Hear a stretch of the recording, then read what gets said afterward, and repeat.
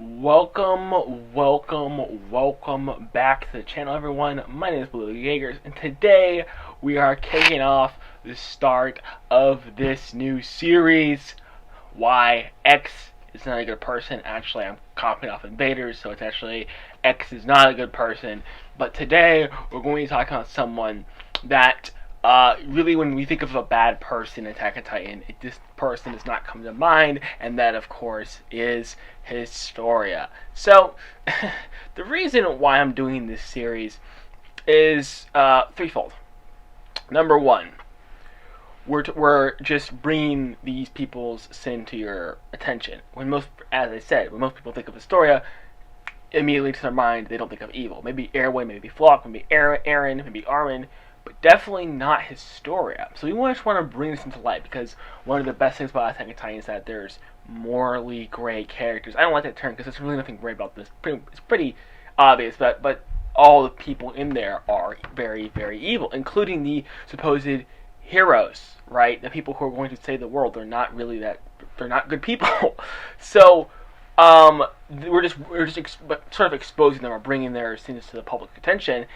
Number two, we're discussing why they choose to commit these certain sins, right? Why does X do X? So we're talking about character motivations, and then we're talking about why they do these things in the meta sense, as in why thematically these characters are the way they are.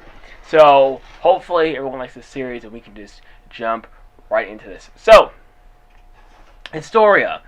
So Historia is a character that people think was sidelined in the last arc, but in reality, of course, she wasn't. Now, we can first go and see her evil attributes from the beginning, where she was pretending that she wanted to die in combat, basically risking a skilled soldier's life. And I say skilled soldier because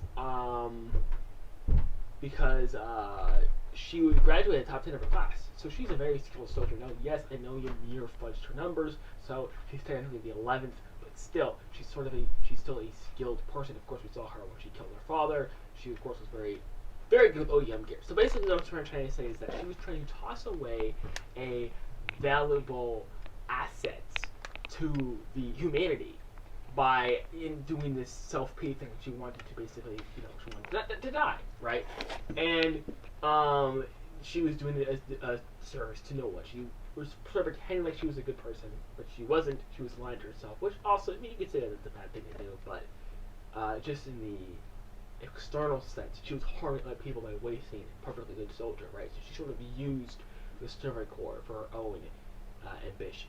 Does that make sense? And I know technically she joined the Servant Corps. She joined the military. She joined the military off of a deal that happened with Kenny. But the reason why she joined the Servant Corps specifically, the reason why she was fighting specifically, was so that she could die, right? So obviously that's not a good thing to do.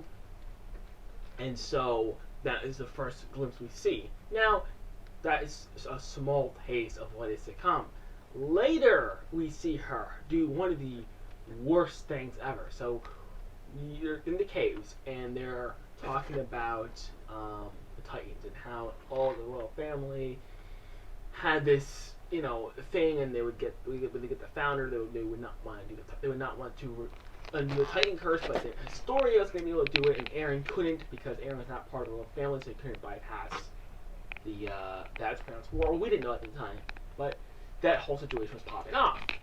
And so Aaron realized, well, if what Rod Reese was saying was true, that the best thing for humanity was for him to be eaten by Historia. And so Aaron actually decided to do the right thing. And again, he did the right things for the wrong reasons, but still, he was doing the right thing, which was to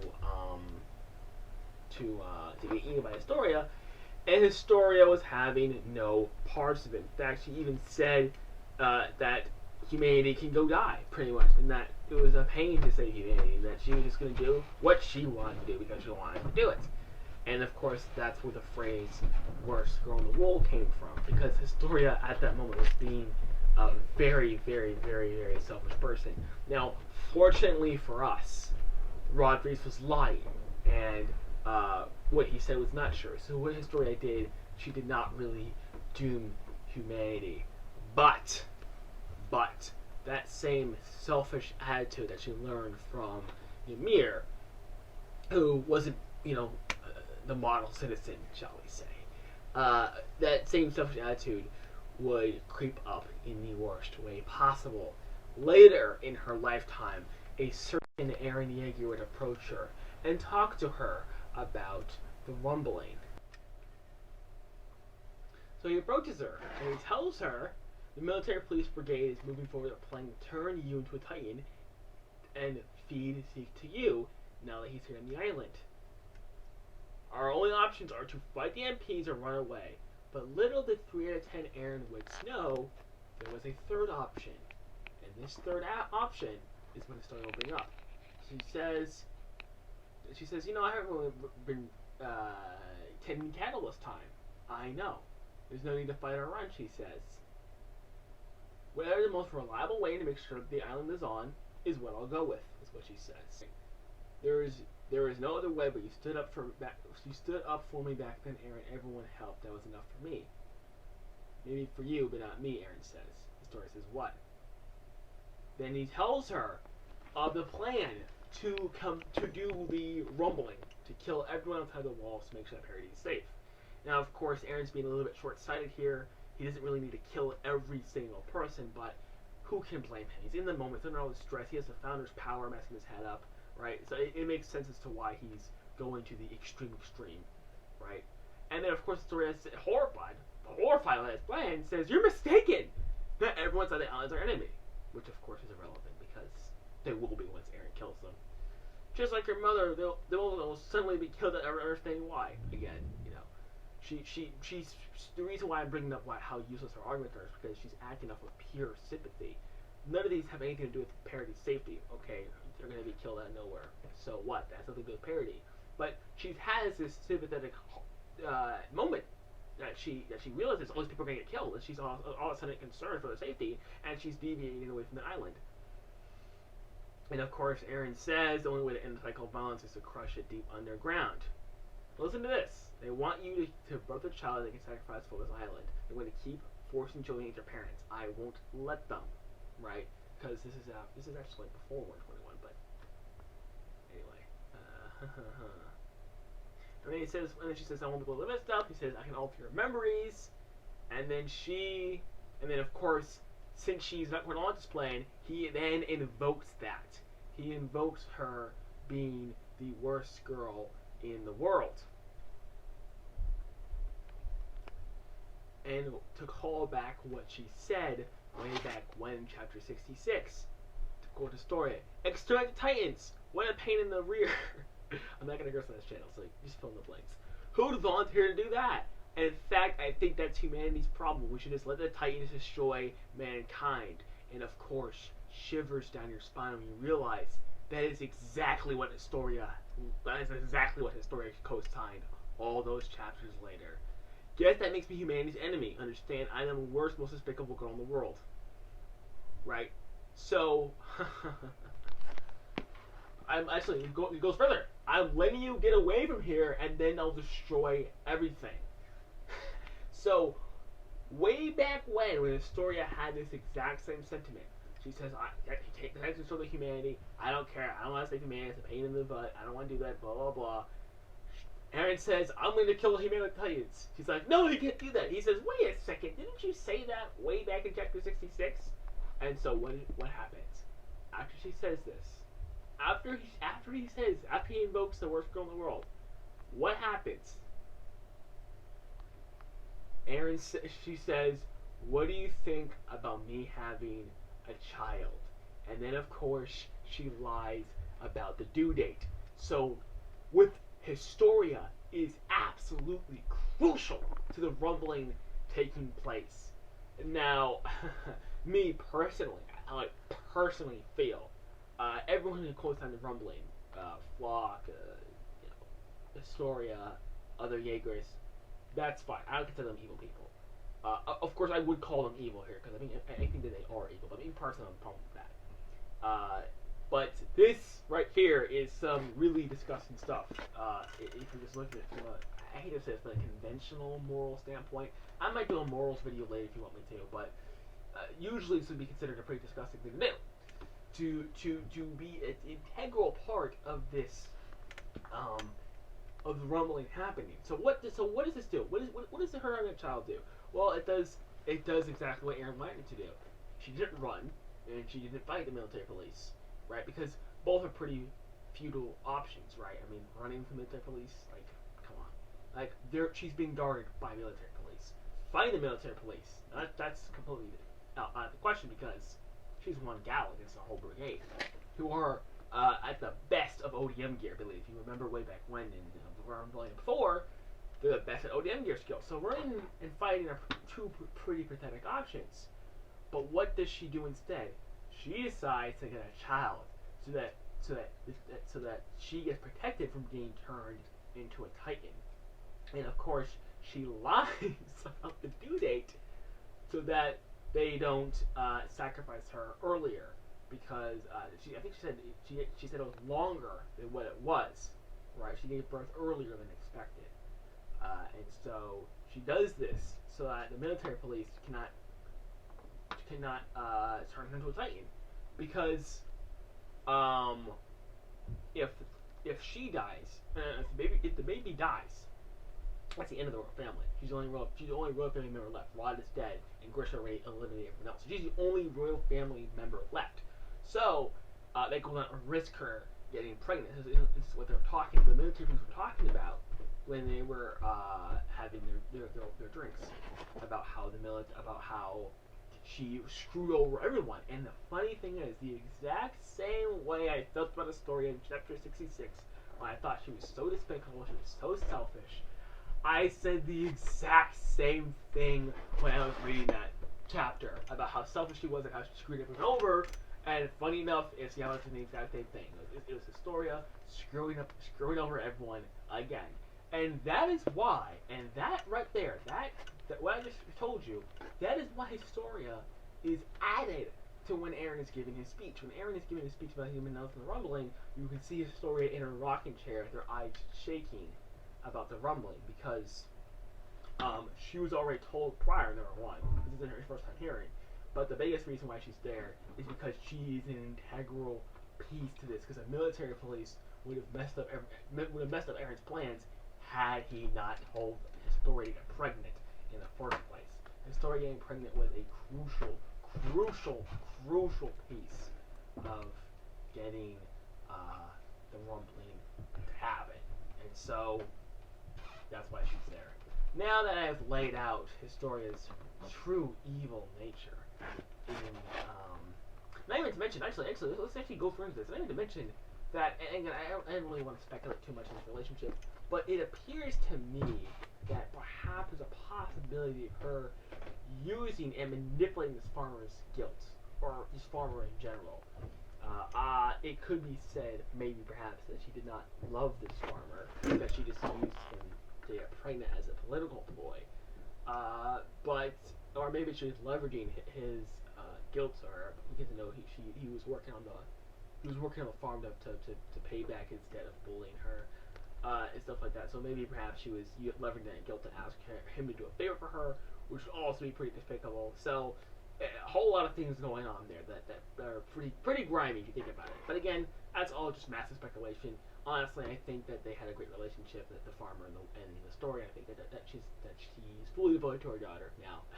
But hey, one could say maybe she just used him and then used her daughter for this situation. So, but yes, that with her evil deeds out of the way, we can now get into why she did it. Now, number one.